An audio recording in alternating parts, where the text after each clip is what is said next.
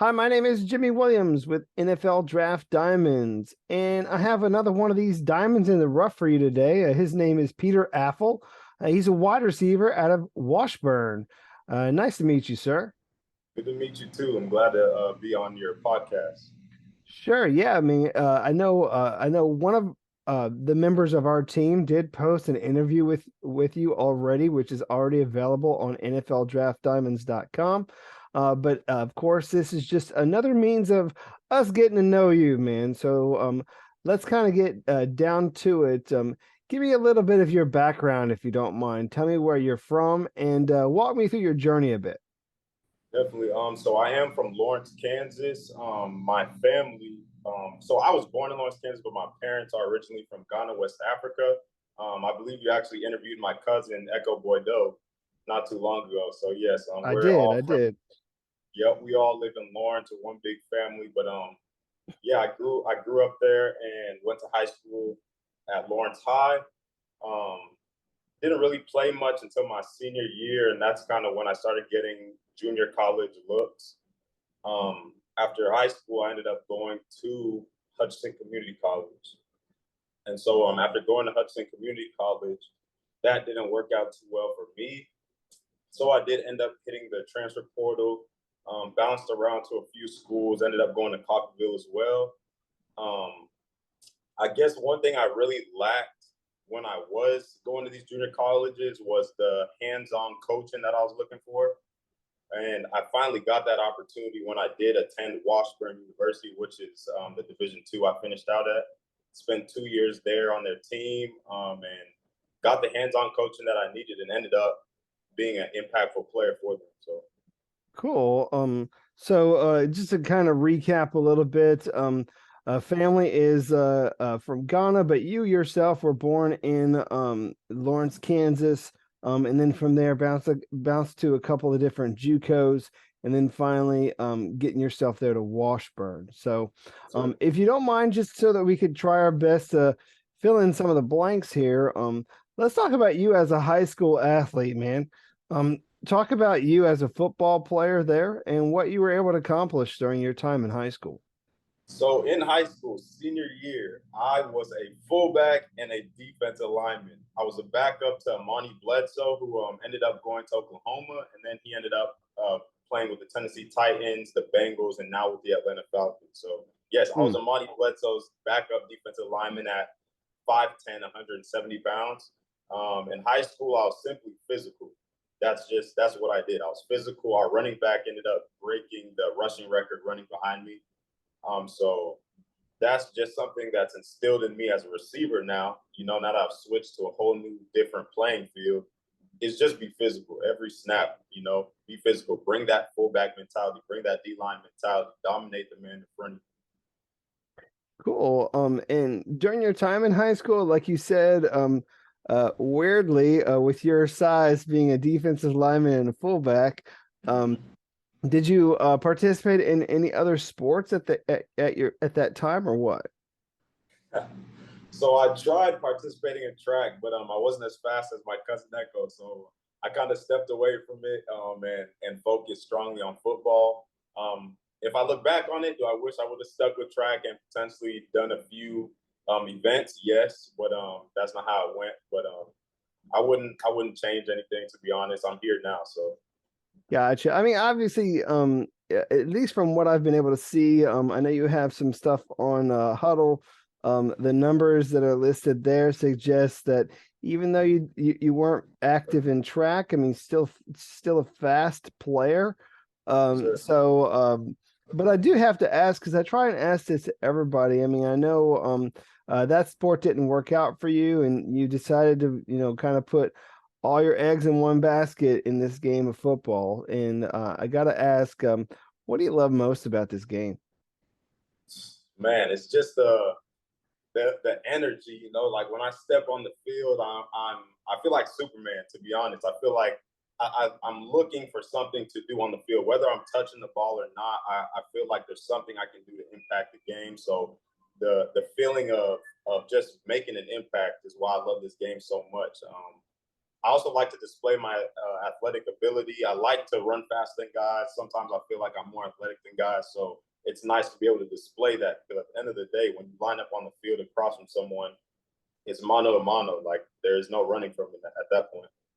Yeah, I mean, especially at the wide receiver position when the ball's in the air, it's both you guys have a right to that ball, and Mm-hmm. you just kind of have to outposition the other guy in order to make that play. So, but Peter, you found yourself really moving around a little bit to a couple different JUCOs. Yeah, And the vibe that I get from people whenever I do talk to people about that I don't know, that path is that it's not for the faint of heart.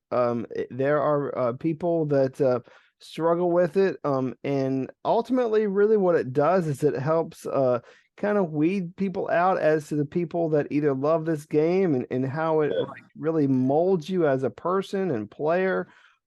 Tell me about that particular time and how it molded you into the person and player that you are today. Definitely. So I mean, I played with the likes of Jerry Jacobs when I was in JUCO, and so I mean, guys like that who are now in the league, you get to learn a lot from these guys and soak in as much information as you can. You can look at it as, oh, I'm not as good as these guys, and I'm going to quit because these guys are just going to get more opportunities than me. Or you can just sit back, wait your turn, and soak in as much as you can. So that was more so my experience. Again, I never got the playing time that I want to. I didn't get the hands-on coaching that I wanted to. But I always say that I benefited from JUCO. It made me tougher. Um, there's that in-state, out-of-state battle sometimes that goes on too. All that stuff. The competition makes you tough. And relating that to the NFL, I'm ready to go in there and soak in information from Tyreek Hill or Jalen Waddle or AJ Brown or Devontae Smith, anybody. I don't care. I will play my role until I you know level up to a number one receiver. Gotcha. Well, I mean, like you kind of mentioned there, when you are in the whole JUCO setting, it really pushes you. It does. It pushes you to your brink. It toughens you up and prepares you for more than just football, man. Prepares you for life, and you're able to take that opportunity, finish up in JUCO, and move forward with opportunities at Washburn. Talk about Washburn for just a little minute, for a minute, if you don't mind. I mean, some people don't know where that is since it's a small school, but I mean, what makes that school so special for you? What makes Washburn special is that it was the only school to really take a chance on me and give me a fair shot at playing the game. When I came in, they had James Letcher Jr., who was a special teams All American, MIAA player of the year, all that kind of good stuff. And then they had other good receivers in there. But when I came, I was like, look, all my JUCO experiences, I haven't really gotten the opportunities I was seeking. And so when I get to this school, I'm going to be sure to maximize, period. Like, I don't care who's there, all that kind of good stuff. I'm going to go, I'm going to learn, and then I'm going to make an impact. And so when I got there, Coach Sherg, he just gave me the opportunity I was looking for.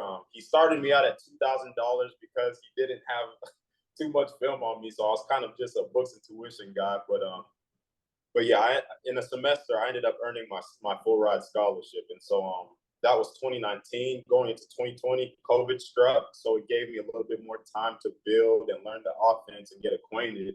And then right when 2021 hit, I mean, I hit the ground running. If you look at the statistics sheet, it looks like I had minimal impact that year, but I went for 29 receptions, 560 yards, 8 touchdowns, and 19.4 yards per catch.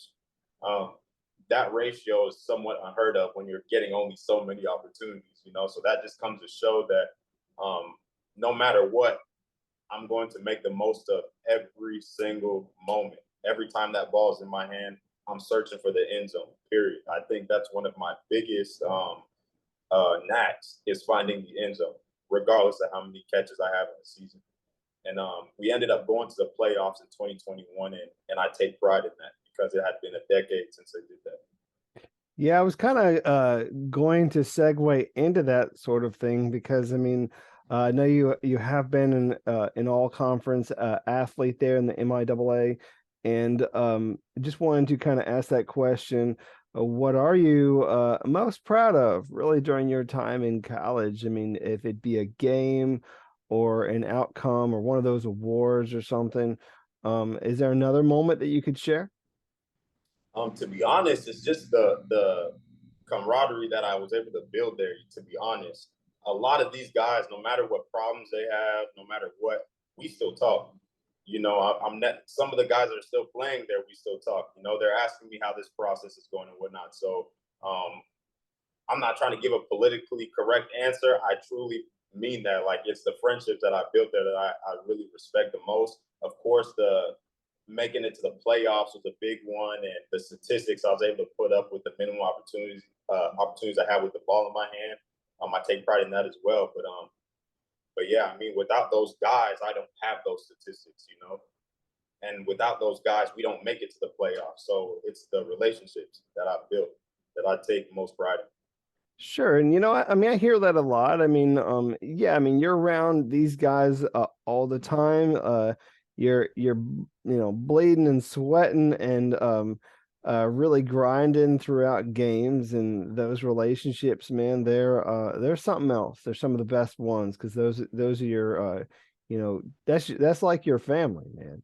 Literally, we went overtime with Northwest Missouri State, and I mean, everybody from all corners of the team were just on full throttle. Every cylinder was kicking, and we ended up winning that game. So that just comes to show you how tight knit that group was. I mean, you don't make it to the playoffs if you're not close. Cool, man. So you got a win over Northwest Missouri State. We did. That's a good feat, man. They're a really good program. So getting that one is definitely kind of nice. Right. Uh, Peter, one of the I guess realities is that guys like you typically make teams based on things like special teams. And so I kind of want to get your take on that sort of thing, like your overall experience and really just how you would attack that opportunity. I mean, every phase of the game is important. So you can't just look at special teams as if it's a, a bad thing, you know, because there's a lot of times that games were won based off of a special teams play. No So that's doubt. the way I look at it, is that special teams is just as important as any other phase of the game, offense, defense, all that good stuff. Um, Again, when I get to a team, as much as I'm going to try to establish myself on special teams, I will also on offense. I don't really believe in uh, bringing in guys based off the name of the school they came from, because at the end of the day, a guy from Alabama has to see me. So that's how I'm going to approach when I get to a team. No, I hear you. Just kind of wanted to see because sometimes it's hard to get a take as to a person's level of experience on that Right, sort of thing. I mean, right. have you been asked to do things like have you been like a gunner, blocker, Oh yeah, return specialist? I mean, yep. what's your experience on that? So I was a gunner. I was kick, yeah, kick return. JJ, he handled all the punt return stuff, so I never got opportunity at that. But we were a big weapon back there. Me and JJ both in 2021. That was the year he actually ended up being like an 8-time All American or whatever. So I take pride in his awards, you know, because I know I feel like I had an impact there as well. So I'm glad that he was able to achieve that with the help of me back there. Awesome. Well, I mean, and of course, while you're back there, like you're able to set that first block for him, and Oh yeah, hopefully just kind of see him scampering down the field, for a big gain. So, yeah. um, great. Well, let's take a moment. I want to see who this Peter Afful guy is outside of football a little bit. So, share something with me if you don't mind about you. I mean, a hobby, a passion, or anything else that's not football related. So one thing people would never guess is that when I was growing up, my dad used to play the guitar, and so he took me to guitar lessons. I ended up learning, so I can play the guitar just a little bit. I can't wire it like I don't know, your favorite country artist or whatever, but I could play just a little bit. I also like going to the movies. I'm not really a big going out type of guy, partying guy. I'm just to myself. Take care of what's important, and then uh, celebrate the fruits of my labor later. All right. I mean, as a guy who grew up in Kansas but has a family from Ghana, I'm kind of curious about a couple of different things. I mean, obviously, growing up in Kansas, you're kind of in the country with the country folk. But you were sitting here telling me about playing a guitar. Yeah. What is your vibe, man? Like, what do you listen to these days?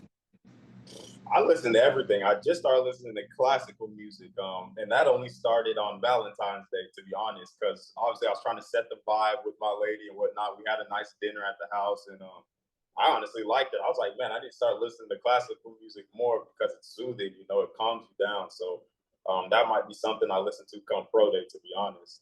I've heard of guys like LeBron James and that kind of stuff, listening to that before a game, and I mean, you see him; he's the all-time lead scorer now. So I might give it a try. Hey, whatever helps get you right for a game. I mean, that's fine. You said you were a little bit of a movie guy, so I Oh gotta yeah, ask, man, give me one of your favorite movies. one of my favorite movies, Creed. I just went and saw Creed 3. That was actually a really good movie.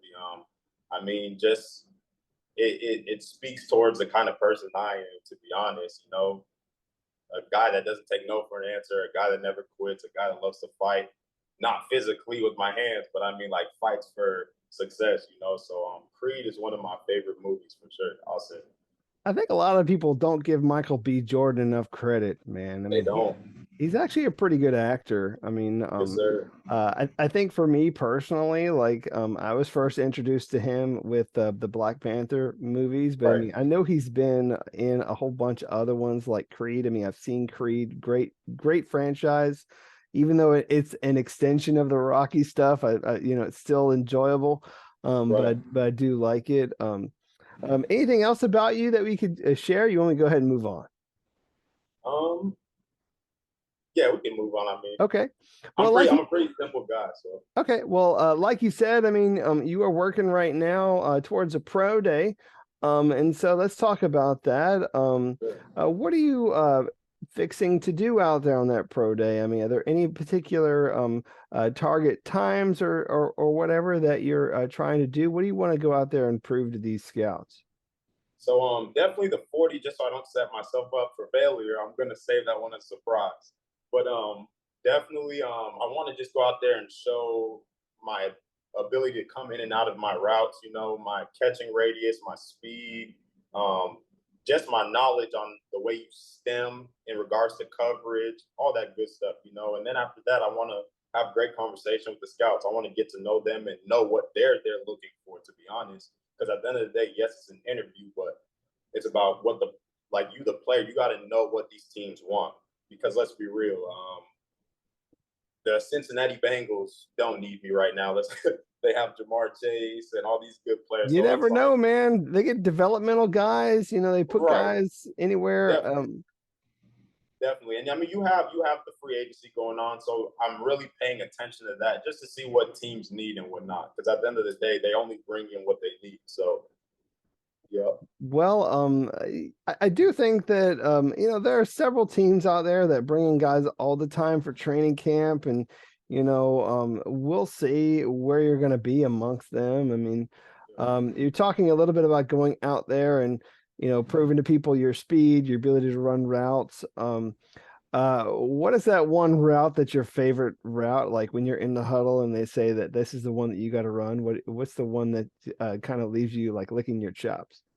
the second you hear post, everybody just needs to clear out the way and let me have that. To be honest, I love taking the top off of defense. To be honest, that was my specialty when we were just playing teams. I had coaches from the other team asking me if it was finally my final year, and they were just all elated because of just the fact that when they know I'm on the field, they're going to just send me over the top, and we're going to end up scoring. So deep Got routes, thing. Yeah, I love it. Gotcha.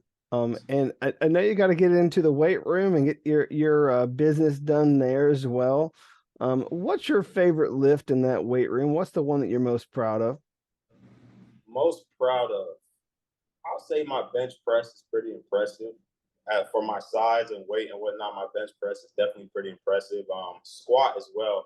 I like to grow my quads. I want them to be bigger than they are right now. And leg power is probably the number one most important thing when you think about football. So definitely squat. Awesome. Well, Peter, it's nice to hear that you have this drive and focus, and you've already kind of proven your worth there. As a player, certainly in your conference. I mean, you're a tough, gritty guy who can go out there, run that post, and get open. And Yes, hopefully, sir. you'll continue to do that at your pro day, and giving you some opportunities at the next level. So. Wish you very best of luck in this process. All right. Yes, sir. Thank you. Thank you for having me on. Sure, man. Once again, Peter Afful. He's a wide receiver out of Washburn. Check him out. Yes, sir.